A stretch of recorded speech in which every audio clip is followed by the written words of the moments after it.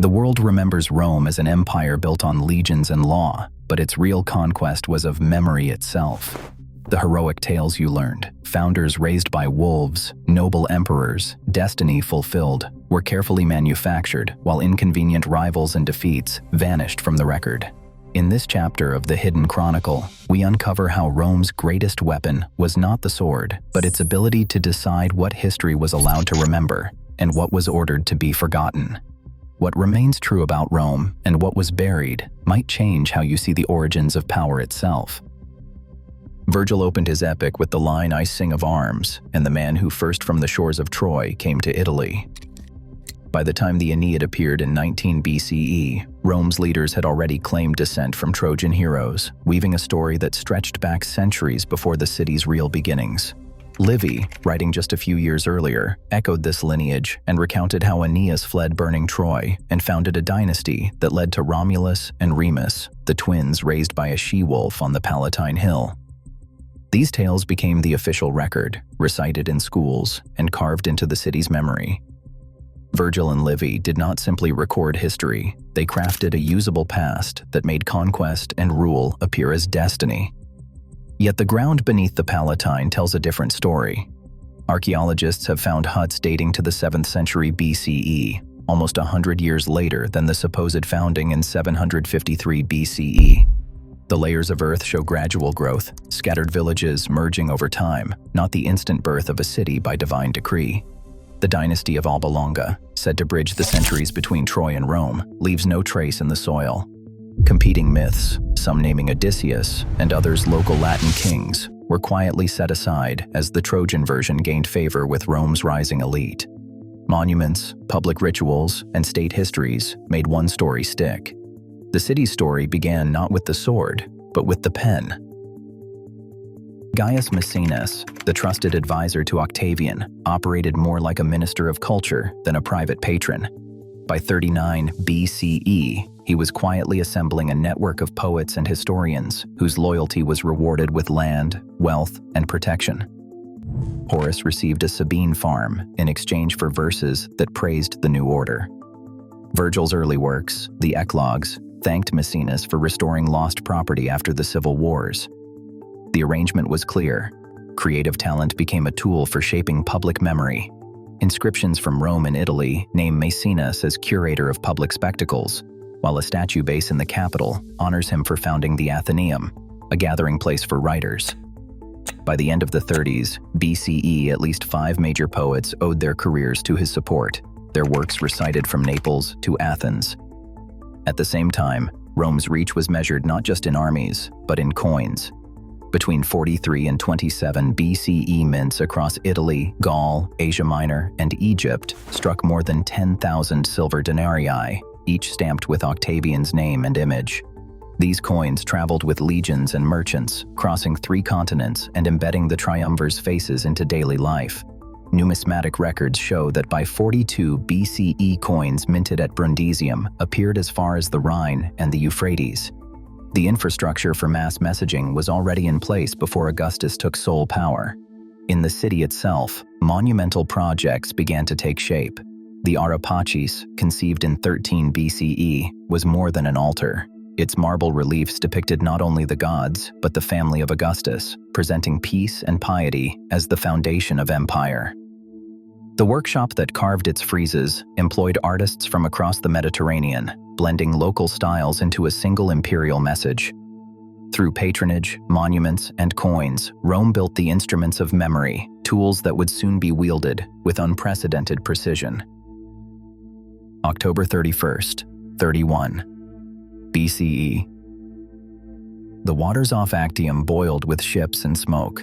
Octavian's fleet, battered but disciplined, forced the retreat of Antony and Cleopatra.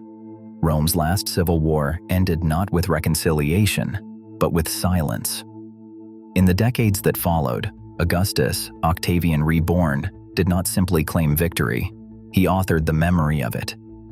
On bronze tablets set before his mausoleum and in copies carved from Spain to Galatia, Augustus inscribed his own account, the Res Gestae Divi Augusti. The opening lines ring with authority. At the age of 19, on my own initiative and at my own expense, I raised an army by which I restored liberty to the Republic. 28 times the word restoration appears. Not once does he name Antony, his rival and brother-in-law. The Civil War becomes a story of deliverance, the violence reframed as a return to order. Where Appian's Civil Wars describes chaos, cities sacked, citizens proscribed, the Res Gestae presents a world rescued from ruin, with Augustus as its savior. No mention of the purges, the confiscations, or the broken alliances. Only the restoration, repeated until it becomes fact. The inscription's reach was vast. A copy survives in Ankara, its Latin and Greek letters still legible after 2 millennia. This was history by decree, a monument not just to deeds, but to the right to define them. If you want to keep uncovering how these tools of memory were refined and repurposed, subscribe and follow the story as it unfolds. A name could vanish in Rome, not by accident, but by law.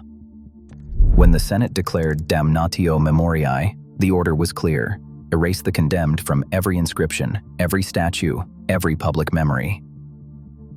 In 212 CE, the Emperor Geta fell to his brother Caracalla's ambition. Within days, imperial edicts traveled across the empire. Stonecutters chiseled Geta's name from monuments and official decrees. Mosaics were scraped, coins melted, portraits smashed or recarved. In Dio Cassius's account, the effort was relentless. He wrote that images of Geta were erased from every place, as if he had never ruled beside Caracalla. Some cities, slow or resistant, left traces, a faint outline of letters, a face gouged but not replaced. But in most records, Geta's presence is a silence, a gap where a name should be. This was not the first time Rome had tried to unwrite the past. After Domitian's assassination in 96 CE, the Senate voted to condemn his memory. Suetonius describes how his honorifics were removed from arches, his statues toppled or reworked into likenesses of later emperors. The legal machinery made erasure a civic duty, enforced by magistrates and watched by informers. To be condemned in this way was to lose not just power, but existence itself. The flip side of Rome's grand creations was this capacity for destruction, an official, systematic forgetting that completed the spectrum of control.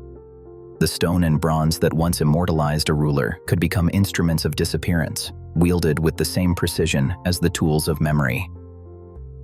In 146 BCE, the city of Carthage fell to Roman legions after years of siege. The victors set fire to temples, homes, and archives, leaving behind a layer of ash that still marks the site today. Appian, writing centuries later, described how the libraries and records of a civilization vanished overnight.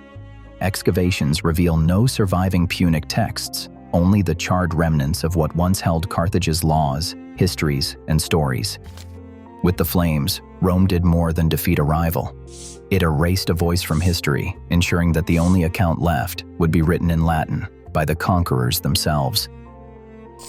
At Bath in Roman Britain, worshippers gathered before a gilded bronze head. Its inscription, carved around 75 CE, read, Dea Suli Minervae. Here, the Celtic goddess Sulis was not banished or suppressed. Instead, she was merged with Minerva, the Roman patron of wisdom and war. The temple rose above the sacred spring, blending Celtic ritual with Roman architecture. Bilingual dedications and hundreds of cursed tablets addressed to Sulis Minerva filled the precinct, inviting locals to see their own goddess reflected in Rome's pantheon. No armies enforced this transformation. The old identity was rewritten, not erased, and absorbed into the imperial story. In 9 CE, 3 Roman legions vanished in the forests of Germania. The official record, shaped by Tacitus in his annals, described the disaster as a lesson in imperial hubris. Yet even here, the defeat of Varus was reframed, a tragedy, but also a warning that strengthened Rome's resolve. The Fasti Capitolini, Rome's official lists of magistrates and triumphs, quietly omitted losses, preserving only the victories that fit the desired arc of destiny. Over centuries, this blueprint for history as power passed from one authority to the next.